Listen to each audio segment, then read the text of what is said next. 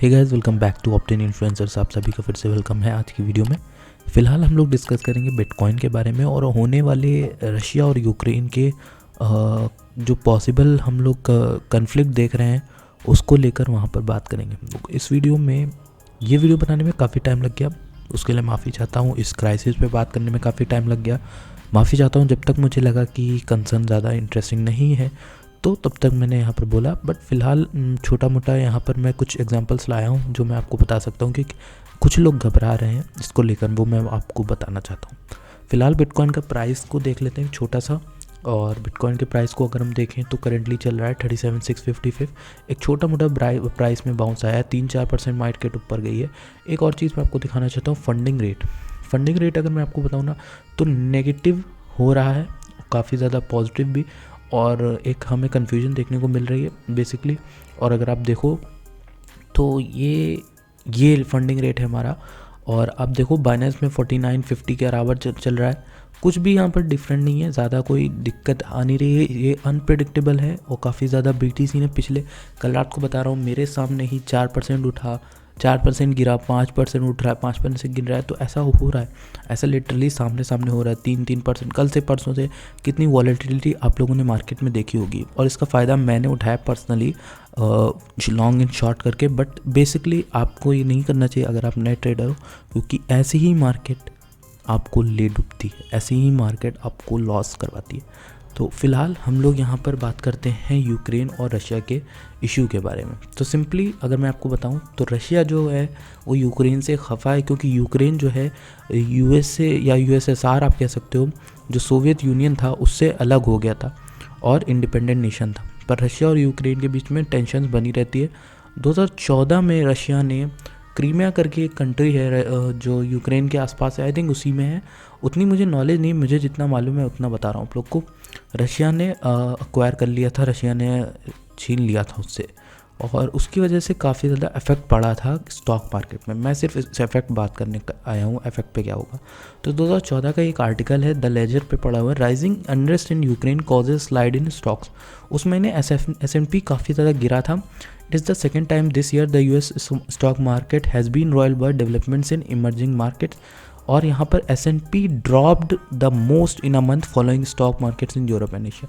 तो currently Russia की वजह से, रशिया और यूक्रेन के कंसर्न की वजह से 2014 में भी ऐसा हुआ था, बहुत ज़्यादा अनरेस्ट हुआ था, स्टॉक्स स्लाइड कर गए थे। अब मैं आपको सिंपल भाषा में बताऊँ तो मार्केट्स पे असर पड़ेगा इसका, और पड़ेगा तो वो पड़ेगा शॉर्ट टर्म में। ज़्यादातर जो ये वॉर्स या फिर कन्फ्लिक्ट्स को लेकर जितने भी होते हैं वो न्यूज़ वगैरह होती हैं, वो एक शॉर्ट टर्म के लिए आती हैं और शॉर्ट टर्म का इफेक्ट डालती हैं।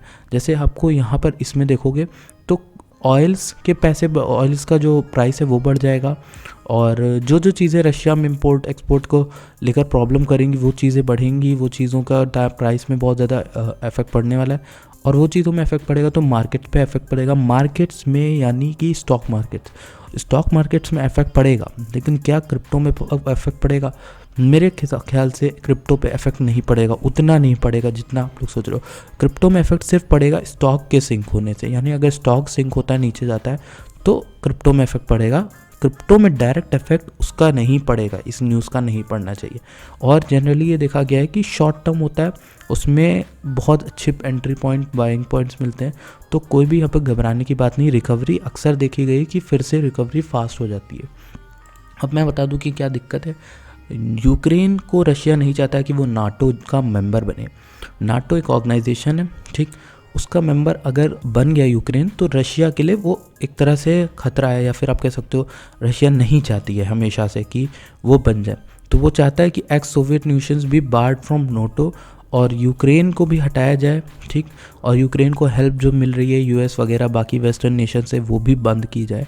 और बेसिकली लोग कह रहे हैं कि वॉर हो सकता है, रशिया यूक्रेन पे छेड़ सकता है, और चुपके से रातों रात रशिया यूक्रेन पे विक्ट्री हासिल कर सकता है। रशिया ने खुलेआम ऐसा कुछ भी एक्सेप्ट नहीं किया कि वो वॉर करेगा या फिर लड़ाई करेगा, बट रशिया की ये बात कुछ एनालिस्ट कह रहे हैं कि रशिया रातों रात यूक्रेन पे हो सकता है वॉर छेड़ दे।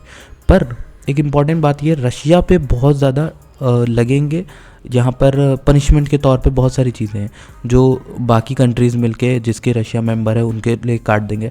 जैसे रशिया में स्विफ्ट की जो डिमांड, स्विफ्ट है, स्विफ्ट एक कंपनी आपको पता होगा, वो पूरी दुनिया में पैसा भिजवाने का काम करती है ग्लोबली। तो रशिया में वो सर्विस बंद कर देगा यूएस सबसे पहले। स्विफ्ट यूएस डॉलर करता है। इनफैक्ट यूट्यूब की इनकम हो या फिर कोई भी इनकम आ रही हो जैसे आती है दूसरी कंट्रीज़ में, तो सेटलमेंट वही करता है। तो स्विफ्ट जैसी कंपनी का अगर नहीं होगा तो रशिया में पैसा बाहर से आना बंद होगा, ठीक, जो कि इकोनॉमी को बहुत ज़्यादा इफेक्ट करेगा। तो फाइनेंशियली रशिया को यूएस और बाकी जो वेस्टर्न कंट्रीज़ है वो बहुत ज़्यादा अफेक्ट कर सकती हैं। तो रशिया ऐसा कोई भी कदम उठाने से पहले बहुत सोचेगा। जो मेरा पर्सनल मानना है, मुझे नहीं लगता कि ऐसा करना चाहिए। जनरली हिस्ट्री रशिया की ऐसी नहीं रही है, लेकिन और बहुत ज़्यादा डिक्टेटरशिप वाली चीज़ें वहाँ पर मानी जाती है, तो हो सकता है कि रशिया ऐसा कुछ कर भी दे। तो इफेक्ट कितना पड़ेगा मैं आपको बता रहा हूँ। फिलहाल हमारे जो बाइंग प्राइसेस हमने आपको बताया उतने ही आपके इफेक्ट हो जाएंगे। मेरे ख्याल से ज़्यादा इफेक्ट पड़ेगा तो बिटकॉइन वापस से वही 20-25 हज़ार डॉलर आएगा, मेनली मैक्सिमम मैं बता रहा हूँ। इसका इफेक्ट ज़्यादा नहीं पड़ना चाहिए बिटकॉइन की पे। स्टॉक पे इफेक्ट पड़ेगा तो बिटकॉइन पे पड़ेगा, ये मेरा मानना है, ठीक। एंड इस न्यूज़ को कई लोग आपको बता के बार बार वही परोस के घबरा रहे होंगे, आपको टेंशन दे रहे होंगे। तो बिल्कुल टेंशन मत लीजिए, ठीक। अगर नीचे आता है तो हम फिर बाय करेंगे। हम लोग एकदम, जिसको एडी भाई कहते हैं, ढीट होल्डर हैं। हम लोग पकड़े रहेंगे अपने बिटकॉइन को और बाकी चीज़ों को, और कॉइन्स को अपने होल्ड करके रखना है। और फंडामेंटल्स बहुत मजबूत हैं। हमारे पास डॉट है, हमारे पास सभी हैं, हमारे पास डॉट है, सोलाना, FTM हो गया, सभी होल्ड करके रखे हुए हैं, मैटिक वगैरह। तो आपका जो भी है टाइम आएगा और ऊपर की ओर भागेंगे हम लोग। और ये मैं गारंटी के साथ दे सकता हूँ कि आप अगर होल्ड कर ले जाते हो इस पीरियड के दौरान, तो आप कभी भी मतलब पैनिक सेलिंग नहीं करोगे, क्योंकि ये पीरियड जो होता है, यही पीरियड है जो आपको टेस्ट करता है सबसे ज़्यादा। मार्केट में ग्रीनरी देख के तो हर कोई आ जाता है, यही पीरियड आपको टेस्ट करता है, आपको एक ट्रेडर इन्वेस्टर के तौर पे इस्टेब्लिश करता है। That's it for today. Thank you so much for watching this video. मिलते हैं आपसे